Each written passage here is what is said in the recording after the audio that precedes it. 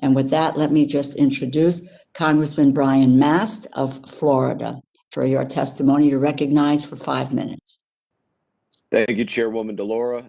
Thank you, Ranking Member Granger, members of the Appropriations Committee.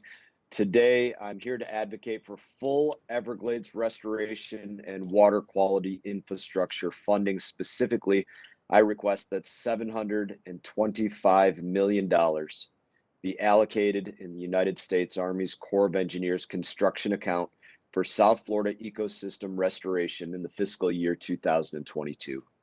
This committee, it's continually been supportive of Everglades restoration, and for very good reason. The Everglades is a world treasure that has a massive impact on the way of life for millions of Floridians, including those that I represent in Palm Beach County, Martin County, St. Lucie counties of Florida, but going all the way down into Miami and the Florida Keys, and ensuring the preservation of this unique ecosystem. It's vital to the ecology and the economy of public health for all of those across Florida. And we are at a critical juncture in the restoration process to do just that. The Army Corps of Engineers, after years of planning, studying, designing, they've finally reached the point that the comprehensive Everglades restoration plan, where they are making significant progress, where these things can be moved forward with the appropriate funding lines. The Corps is nearing completion on the massive reservoirs to the east and west of Lake Okeechobee that will hold a combined 71 billion gallons of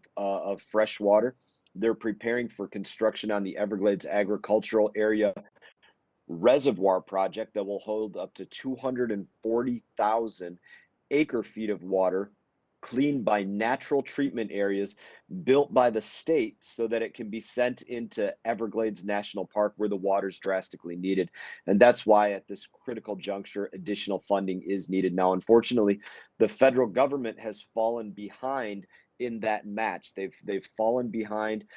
It's half agreement with the state of Florida in investing $4.5 billion. Well, the federal government has only spent about $1.7 billion in total.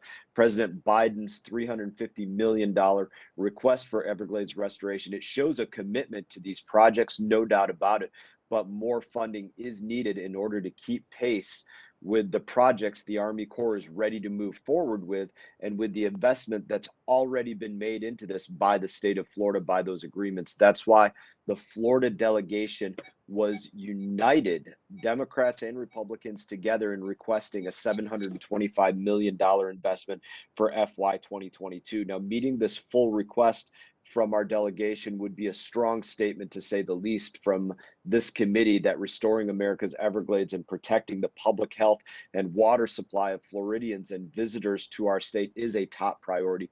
You may ask why the federal government is involved in this to begin with at the onset, and the fact of the matter is the federal government has to play a role in the solution because it created the problems that exist by building the Herbert Hoover Dike around Lake Okeechobee that sends water into the Florida Everglades, digging canals all across Florida. The unnatural flows of water means that the Everglades are starved for water, while Florida's east and west coast are sent toxic water that's killing animals, killing seagrass, making people sick, and threatening their lives. And this is all done by the hand of the federal government. So to put an even finer point on it, this is an environmental justice issue on a scale unseen elsewhere in the United States. Last month, the city of West Palm Beach, home to more than 100,000 people, found their water supply contaminated with toxic algae as a result of that failing water infrastructure that we're trying to fix.